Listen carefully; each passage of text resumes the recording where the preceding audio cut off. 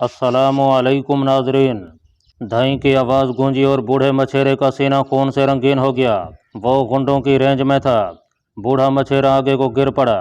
मैंने धड़ाधड़ 2 फायर किए, मगर गुंडे कटे हुए तनों की ओट में थे।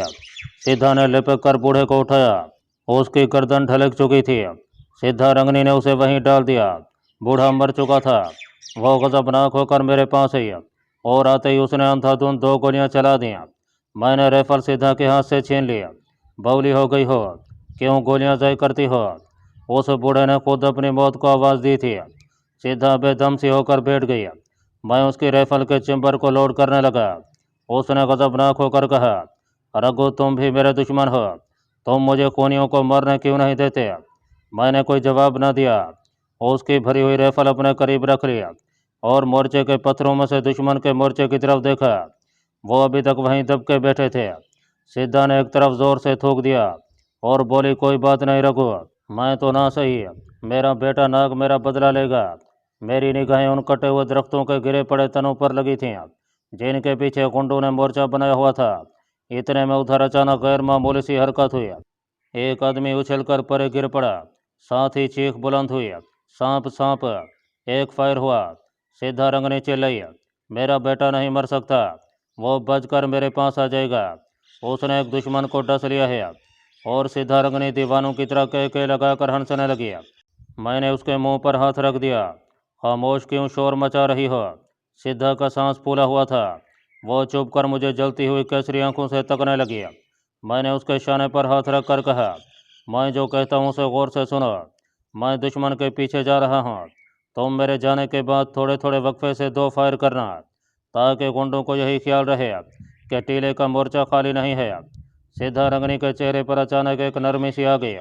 उसने मेरा हाथ अपने खुरदरे हाथों में लेकर कहा, रघु तुम ना जाओ, मेरा सांप बेटा उन्हें ख़त्म कर देगा। एक फुंकार के साथ उसका काला सांप नशेबी झड़ियों से निकलकर उसके पास तेजी से रेंगता हुआ आ गया। सिद्धा रंगनी ने सांप को देखते हुए कहा, तुम मेरे पूत हो, धन हो धन। मैंने राइफल सिद्धा के हाथ में देकर एक बार फिर समझाया कि मेरे जाने के 5 मिनट बाद वो एक फायर कर दे, तो उसके 5 मिनट बाद फिर दूसरा फायर झोंक दे। ये कहता मैं आहिस्ता आहिस्ता रेंगता हुआ टीले की दरिया वाली साइड की तरफ फैल गया।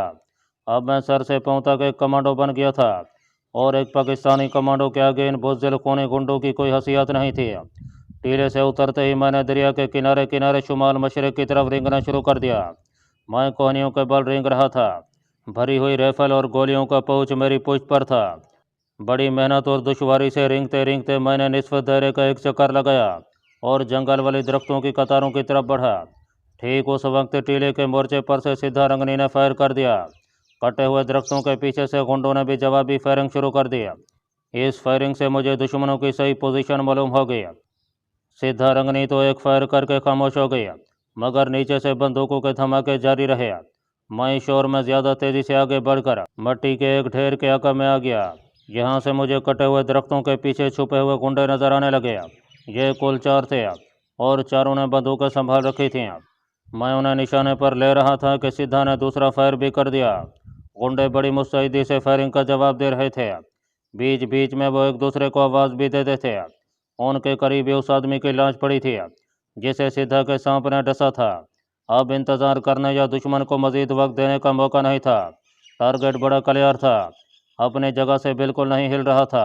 मैंने राइफल की नाली मट्टी की ढेरी के ऊपर रखी। एक गुंडे को अपनी जद में लिया, शिश्त बांधी और फायर कर दिया। गोली उसके जिस्म के परखच्चे उड़ाती दरख्त के तने में घुस गई। इसके बाद कमांडो जैसी फुर्ती से दूसरा और फिर तीसरा फायर कर दिया। एक लम्हे के बाद दूसरा और फिर तीसरा गुंडा भी वहीं ढेर हो गया। चौथा बंदूक वहीं फेंक कर भागा। ये उसकी बदनसीबी थी कि वो उठकर भागने लगा था। अगर वो छलांग लगाकर दरख्तों के तनों की दूसरी जानिब हो जाता तो मैं उसे हलाक नहीं कर सकता था। लेकिन जब वक्त आन पहुंचता है तो जालिम की अकल मारी जाती है। ये उस कातिल गिरोह का आदमी था जिसने मासूम और बेगुनाह गरीब मछेरों के बच्चों को भी अपनी गोलियों का निशाना बनाए बगैर ना छोड़ा था। मुश्किल से 2-4 कदम दौड़ा होगा कि मेरी राइफल से निकली हुई चौथी गोली उसकी पीठ में घुसकर उसके पेट को पुर्जे पुर्जे करती आगे से निकल गई। वो चीख की आवाज़ के साथ मुंह के बल गिरा और फिर उठ न सका। मैं कुछ देर वहीं लेटा रहा। जब चारों तरफ सन्नाटा छा गया तो दौड़कर लाशों के पास गया उनकी चारों बंदूकें और कारतूसों की पेटियां उठाई और दौड़ता हुआ टीले के हक्का में आ गया। सिद्धा रंग ने मुझे देखते ही मेरी तरफ दौड़ी। उसकी गर्दन से लिपटा हुआ सांप भी शायद खुशी से फुंकार रहा था। मैं बड़ी मुश्किल से सिद्धा को लेकर नारियल के दरख्तों वाले मोर्चे के पीछे जाकर छुप गया। मैंने बंदूकें और कारतूसों की पेटियां वहीं एक तरफ रख दी और सिद्धा से कहा, मेरा ख्याल है गुंडों के साथ ही बाकी नहीं रहे, नहीं तो वो ज़रूर आते। सिद्धा रंग ने मालिक गनीमत की बंदूकों को उठाकर देखने लगी। मैंने सिद्धा से कहा, इस लाश को झोंपड़ी में ले जाकर डाल दो। सिद्धा रंगनी ने दरिया के शुमाली साहिल के नारियों की तरफ देखकर कहा, इन गुंडों का सरगना वो पटेल अभी जिंदा होगा। दादा ने कहा था कि वो अपने डेरे पर होता है। चलो रघु, पहले जाकर उसका काम तमाम करें। मुझे खुद पटेल और उसके मुहाफिज गुंडों की तरफ से तशवीश लगी थी। इतनी फायरिंग हुई थी और पटेल की तरफ से कोई अपने साथियों की खबर लेने नहीं आया था। या तो वहाँ कोई शख्स मौजूद नहीं था, या वहाँ बचे हुए गुंडे मोर्चे बनाकर अपने और अपने सरगना पटेल की हिफाजत कर रहे थे। ये भी हो सकता था कि वह फरार हो गए हों। अगर वह फरार हो गए तो हो सकता है वह पुलिस की नफरी लेकर वहाँ पहुँच जाएं। मैंने सिद्धा से पूछा, यहाँ से दरिया के किनारे किनारे चलते जाएं तो अगला बड़ा शहर या कस्बा कितनी दूर होगा? सिद्धा ने बताया कि एक बड़ा कस्बा वहाँ दरिया के किनारे एक दिन की मुसाफत पर था। पुलिस का आना हमारी मौत थी और अभी यहाँ ऐसी कोई कश्ती भी हमने नहीं देखी थी जो दुरुस्त हालत में हो और जिस पर बैठकर पहले दरिया और फिर समंदर में सफ़र कर सकें। मुझे ये भी याद आया कि मरने वाले बूढ़े मछेरे ने कहा था कि पटेल वहाँ खुद अपने गुंडों को साथ लेकर उनकी झोंपड़ियों को आग लगाने आया था। इससे साबित होता था कि पटेल अपने डेरे पर मौजूद होगा। अब मुझे ये फिक्र लगी कि कहीं वह फरार न हो जाए। मैं उनके फरार से पहले वहाँ पहुँचकर उसे भी कैफरे किरदार तक पहुँचाना चाहता था। मैंने राइफल का चैम्बर भरा, दूसरी भरी हुई राइफल सिद्धा को दी और उड़ते हुए कहा, मेरे साथ हो सिद्धा, हम पटेल के डेरे पर चलेंगे। मैं दौड़ता हुआ टीले से उतरने लगा। सिद्धा रंगनी भी मेरे पीछे पीछे चल पड़ी। हमवार ज़मीन पर हम झोपड़ियों के बिखरे हुए सामान में से गुजरते दरिया से हटकर जंगल की सिमत भागने लगे। हमने तेज़ी से भागकर यह खुला मैदान अबूर किया और घने दरख्तों के नीचे आ गया। यहाँ हमने सांस दुरुस्त किया। मैंने गोलियों का पाउच खोल कर देखा, उसमें अभी 15-20 गोलियाँ मौजूद थीं। सिद्धा रंगनी का सांप अब उसकी कलाई से लिपटा हुआ था और कम बखत खुशी से झूम रहा था। सिद्धा ने मुझे अंदाज़न वो जगह दूर से इशारा करके बताई जहाँ पटेल का डेरा हो सकता था। हम दरख्तों के पीछे से होते हुए तेज़ तेज़ कदमों से उस डेरे की तरफ चल पड़े। यहाँ दरख्त इतने करीब नहीं उगे हुए थे, मगर उन दरख्तों के तने इतने बड़े थे कि बड़े बड़े सतूनों का ऊंची खाने वाला ईवान सा बन गया था। उनमें से मुझे दूर दरिया के किनारे एक छोटी सी मोटर कश्ती खड़ी नजर आई। यहाँ आदमियों की आवाज़ें भी आ रही थीं। सिद्धा की आंखें इंतकाम की आग में एक बार फिर चिंगारियाँ छोड़ने लगीं। रघु पटेल के आदमी यहाँ मौजूद हैं। मैंने 2 आदमियों को कांधों पर बक्स उठाए दरख्तों में से निकलकर कश्ती की तरफ दौड़ते देखा। ये लोग यहाँ से भाग रहे थे।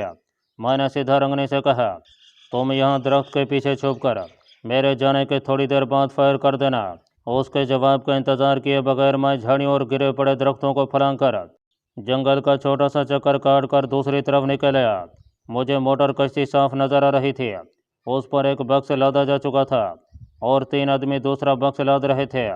मैं उस कश्ती पर कब्जा करना चाहता था। मैंने झुककर कश्ती की तरफ बढ़ना शुरू कर दिया था कि सिद्धा के फायर से जंगल गूंज उठा। कश्ती में बक्स लादने वाले आदमी बक्स वहीं छोड़कर दरख्तों की तरफ भागे। मैंने 3-4 छलांगे लगाई और मोटर कश्ती में कूदकर पोजीशन संभाल लिया और पे दर पे भागते हुए आदमियों पर फायरिंग शुरू कर दिया। 2 आदमी वहीं ढेर हो गए। एक भागकर दरख्तों में बनी हुई एक झोंपड़ी में घुस गया। उस झोंपड़ी के बाहर धुआं उठ रहा था। झोंपड़ी की दूसरी जानिब भी बंदूक का फायर होने लगा। इसका मतलब था कि झोंपड़ी में पटेल और उसके गुंडे मौजूद थे। मैंने गर्दन घुमाकर मोटर कश्ती का जायजा लिया। यह एक मीडियम साइज की मोटर लॉन्च थी। स्टीयरिंग शीशे के स्क्रीन के पीछे था। मैंने तेज़ी से ज़ेना उतरकर नीचे जाकर देखा। कश्ती खाली पड़ी थी। मैं ऊपर आ गया। कश्ती का रस्सा या लंगर ज़मीन में गड़ी हुई मैग के साथ बंधा था। सिद्धा की राइफल के 2 मजीद फायर मैंने सुने। वैसे भी वो खतरे में थी। झोंपड़ी में से निकलकर ये गुंडे उसे घेरे में ले सकते थे। मैंने कश्ती में से साहिल पर छलांग लगाई और झोंपड़ी की दीवार से कुछ फासले पर दरख्तों के पीछे आ गया।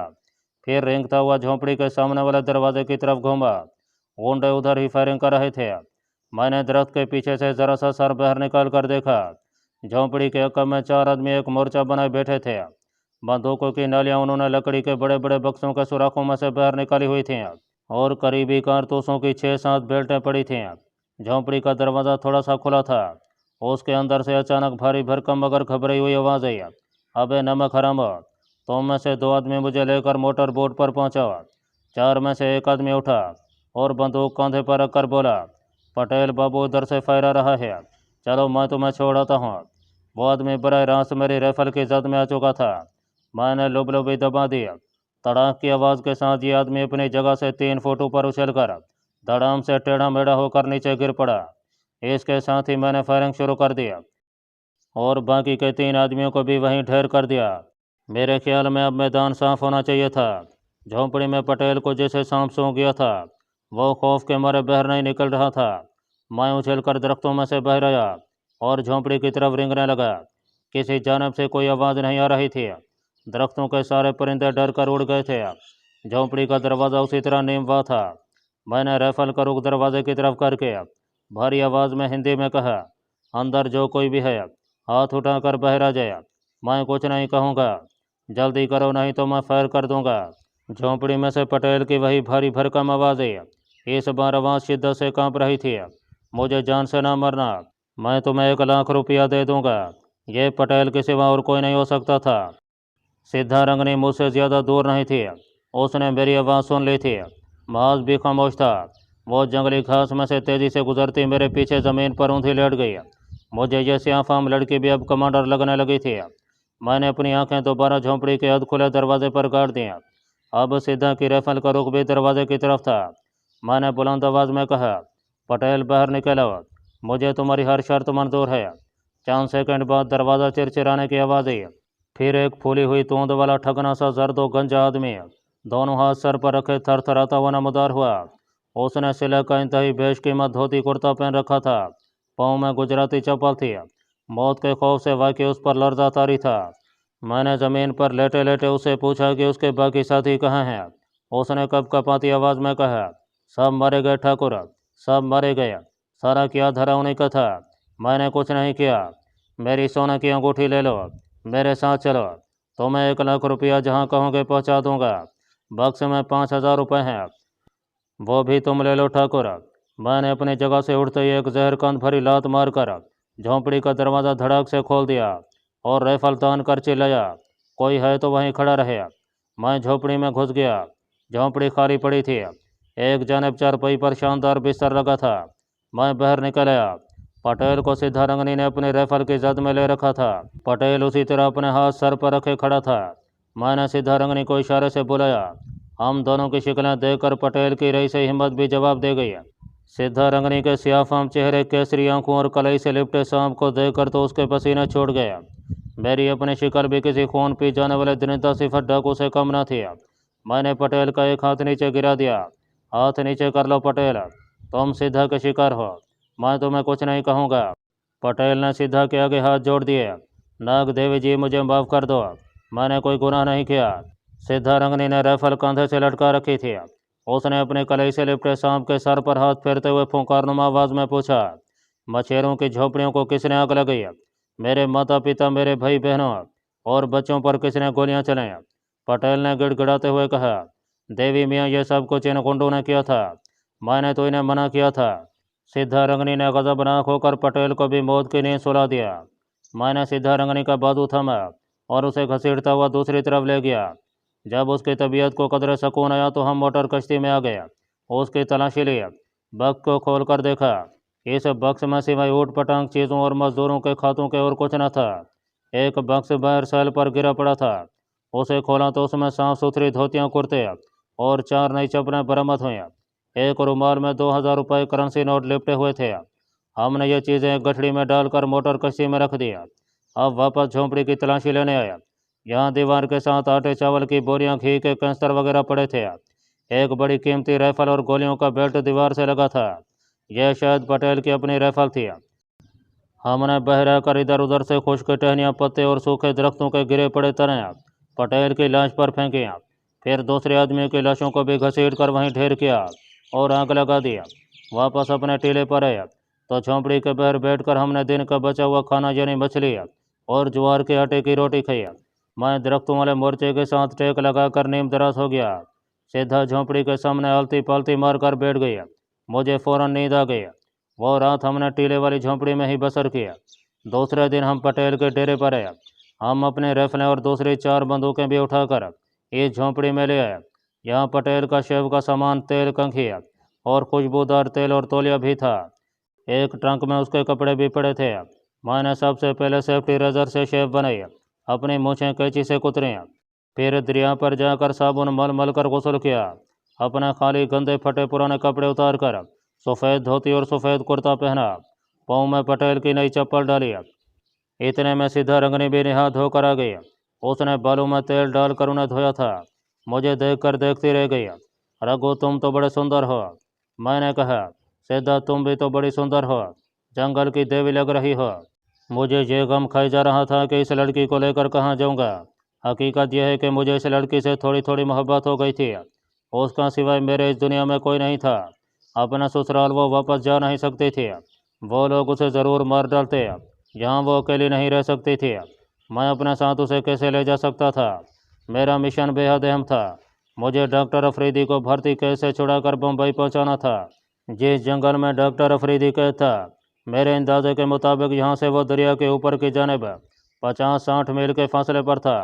मैं इस मिशन में सीधा रंगनी को साथ नहीं ले जा सकता था। मुझे ले जाना भी नहीं चाहिए था। आखिर वो एक भारतीय लड़की थी और मैं पाकिस्तानी जासूस था। अगर उसे पता चल गया कि मैं मुसलमान हूँ और पाकिस्तानी एजेंट हूँ, तो उसके अंदर भारत माता का प्यार बेदार हो सकता था और वह मुझे गिरफ्तार भी करवा सकती थी। कम अज़ कम मुझे इसी तरह सोचना चाहिए था। इस जंगल में पटेल के डेरे पर भी ज़्यादा दिन नहीं रह सकते थे। कुछ दिन गुजरने पर जब कस्बे में पटेल के घर बार वालों को उसकी कोई खबर ना मिली, तो ऐन मुमकिन है कि उसके बेटे पुलिस की गार्ड लेकर यहाँ पहुँच जाएं। मेरा जहन किसी नतीजे पर नहीं पहुँच पा रहा था। काफ़ी सोचो विचार के बाद मैंने यही फैसला किया कि सीधा रंगनी को मैं बेजारो मददगार नहीं छोड़कर जाऊँगा।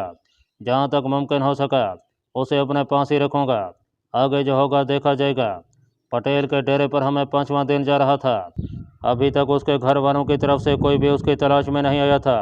एक रोज़ सीधा रंगनी दिन चढ़े जंगल से नारियल और बेर इकट्ठे करने चली, तो मैंने झोंपड़ी वाले टीले पर जाकर दरिया की मगरबी सिमत का जायजा लिया कि कहीं कोई पुलिस पार्टी या स्टेमर तो नहीं आ रही है। टीला चूँकि ऊंचा था, वहाँ से दरिया का किनारा शुमाल की सिमत दूर तक दिखाई देता था। सीधा रंगनी अपने बेटे सांप को कलाई में लिपटे जंगल की तरफ और मैं टीले की तरफ चल पड़ा। टीले पर बूढ़े की झोंपड़ी के खपरेल एक तरफ झुक गए थे। मैंने दरिया पर दूर तक नजर डाली। दरिया की सतह दिन की रोशनी में दूर तक खाली थी। पुलिस का कोई स्टेमर अपनी तरफ आता नजर न आया। ताहम यह बात यकीनी थी कि पटेल एक सरमायादार आदमी था। उसका पीछे बाकायदा रब्ता था और उसके रिश्तेदार भाई बंद किसी भी रोज़ यहाँ पहुँच सकते थे। टीले पर बड़ी खुशगवार ठंडी हवा चल रही थी। मैं नारियल के दरख्त से टेक लगाकर बैठ गया। सुबह के 8-9 बजे होंगे। सीधा रंगनी ने मुझे ज्वार की रोटी चटनी के साथ खिलाई थी। मुझ पर गुनौदगी तारी होने लगी। जी चाहा कि कुछ देर के लिए सो जाना चाहिए। चुनाचे मैंने आंखें बंद कर लीं। मेरी राइफल, बल्कि यूँ कहना चाहिए कि पटेल की राइफल और गोलियों की पेटी मेरी गोद में पड़ी थी। मुझे नींद आ गई। कोई घंटा 1.5 घंटा तक सोता रहा। किसी चिंटी ने मेरी गर्दन पर काटा तो मेरी आँख खुल गई। मशरक़ की तरफ से बादलों के टुकड़े आसमान पर बढ़ते चले आ रहे थे। मैंने जमैली और टीले से उतरने लगा। उतरने से पहले मैंने एक बार फिर दरिया के शुमाल की जानब निगाह डाली। किसी स्टेमर या कश्ती का दूर दूर तक निशान न था। मैं राइफल कंधे से लटकाए मज़े मज़े से टहलता पटेल के डेरे की तरफ जा रहा था। जंगल के किनारे दरख्तों में से होता हुआ मैं डेरे पर आ गया। झोंपड़ी का दरवाज़ा खुला था। डेरे की दीवार के पास एक कच्ची मुंडेर ढह गई थी। जब मैं टीले की तरफ गया तो यह मुंडेर बिल्कुल सलम थी।